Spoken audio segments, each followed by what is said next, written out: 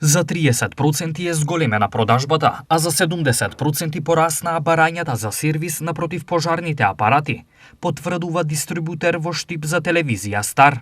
За жал се случи несреќата. Луѓето се исплашија и во овој период продажбата и поборувачката се зголеми.